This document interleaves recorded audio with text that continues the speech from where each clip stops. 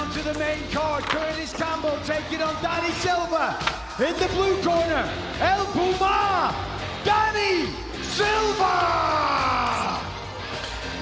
All right, Danny Silva, he's coming off of his first loss in the UFC, and usually that doesn't sound like a good thing, but it was against Kevin Vallejos, who just looked so good against Josh Emmett in his last fight, almost like an Ilya Topuria type fighter, really good. Danny is a very good southpaw. He switches really well, though. Tons of pressure, tons of kicks and punches.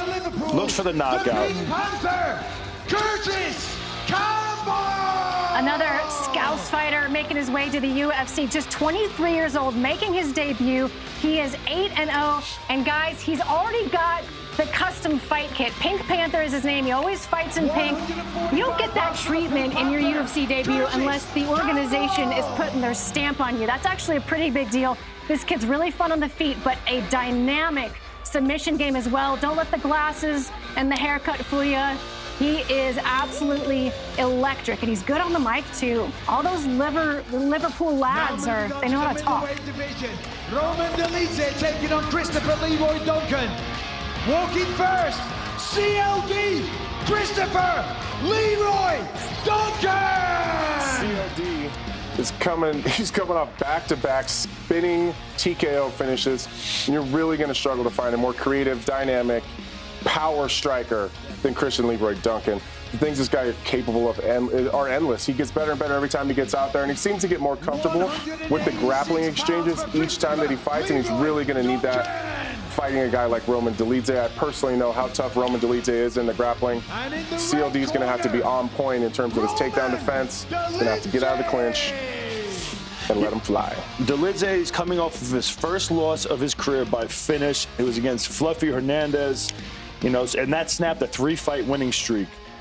He made a big change. He moved out to Poland to do this camp with Jan Blachowicz and that crew. They have tons of great strikers for him to work with. So, you know, a lot of times you see a guy lose and they just kind of stay in the same spot, and you kind of see them making the same mistakes over and over.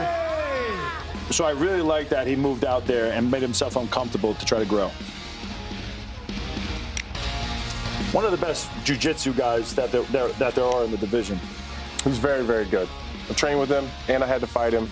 This guy's no joke on the What's the chances we see him looking like Ryan Hall and Minari rolling around the gun? Halfway decent, actually. Ivo Baranowski taking on Austin Lane. Making his light heavyweight debut, Austin Lane! Man, I really feel for Austin Lane. This guy's got no easy fights at all. But he's looking to get things back on track. With the type of athlete he is and his, being 6'6" and making his way down to 205, I think he's looking for a fresh coat of paint and maybe fighting guys that are a little closer to his size in terms of the power and explosiveness. He's a former NFL player. He played 4 seasons in the NFL. So he absolutely has the physical capability of making the adjustments that he needs to get himself back on track. He looks great, honestly. He was a D lineman, I think, right? Looks like a wide receiver now. And now a middleweight. Yeah. Ivo Baranowski, Poland's Ivo Baranowski, I should say, undefeated, 7-0. Most importantly, though, 1-0 in the UFC, and that fight was only 90 seconds, but that is one of the most insane 90 seconds that you will ever see in the UFC. This guy is an absolute marauder. Look at the size and height and reach difference between these two, but I can assure you, Ivo Baranowski does not care. Ivo Baranowski, by the way, the biggest favorite on the card at -550. That's crazy. Or not. In the blue corner, Watford zone, Sam Patterson! We'll talk about a hot streak. England's own Sam Patterson quickly becoming a bit of a dark horse in the welterweight division. He had a really scary knockout in his UFC debut, but then when he went up to 170, things have gone very, very well for him. 4-fight win streak. Every single one of those a round 1 finish. All 4 of his last fights add up to 11 minutes of fight time. This guy is as hot as it gets. Michael Venom Page! MVP is 38 years old, but he might be the fastest guy in the welterweight division. Actually, I think he is, and probably the most dangerous. He's one of my favorite fighters to watch. The way he closes distance is brilliant. You don't really see people like that. The only person we could really compare him to is like a Wonder Boy. You know, just really nasty. He goes up to middleweight. He's a big welterweight, but goes up to middleweight, wins 2 big fights over there, takes out a bunch of guys. He is a problem for this division. His only loss is to Ian Gary, and that was very close. It was close. We just gotta make sure when he hurts somebody, he actually just finishes them and doesn't dance.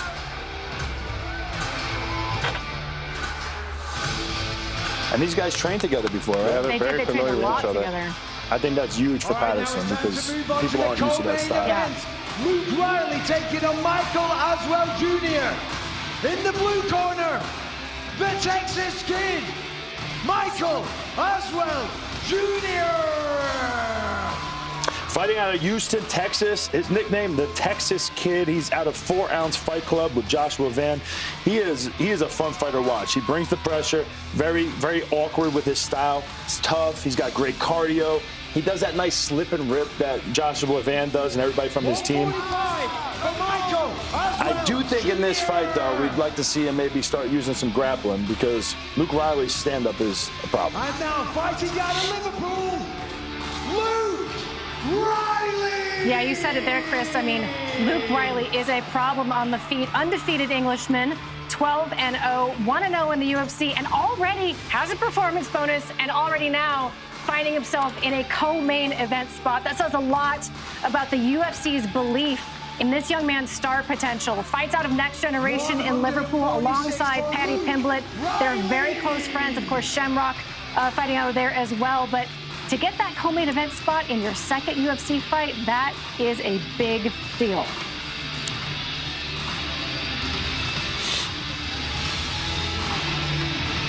And now it's time for the main event. The #1 ranked featherweight on the planet, Movsar Evloev taking on Lerone, the Miracle Murphy. In the blue corner, Lerone, the Miracle Murphy! Fighting in his home country. He's unbeaten with 17 wins. He's on a 9-fight win streak in the UFC.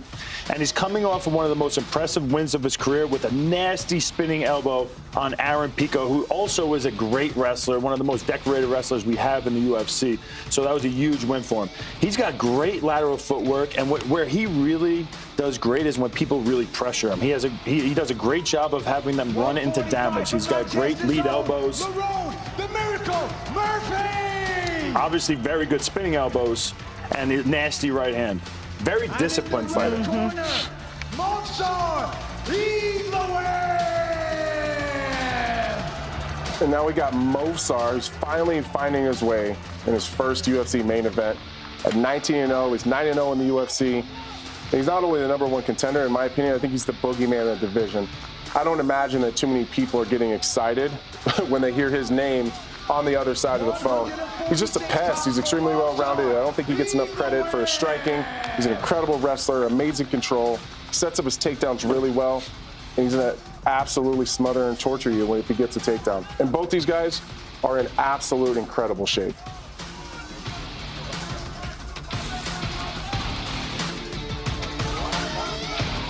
Итак, со мной Лерон Мёрфи. Лерон, завтра у тебя будет огромная возможность. Первый мейн-ивент в Лондоне. Чего этим людям стоит ожидать? Я готов к войне, готов убивать. Вот и все. Удачи.